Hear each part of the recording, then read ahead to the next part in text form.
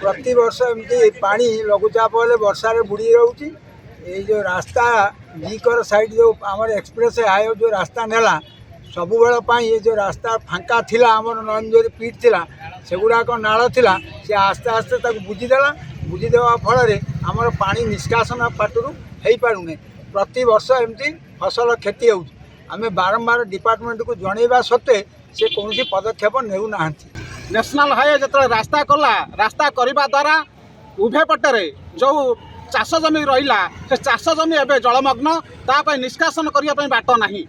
तेणु आमर चाषी मानकर अभियोग शह शह एकर चाष जमी पानी में बुड़ी रही तुरंत यार निष्कासन करने आमर दाबी एवं NHI PD की लिखित आकार देले से कर्णपात करूना। कंपानी जे काम करुच्ची से आम कथा को कर्णपात करूना।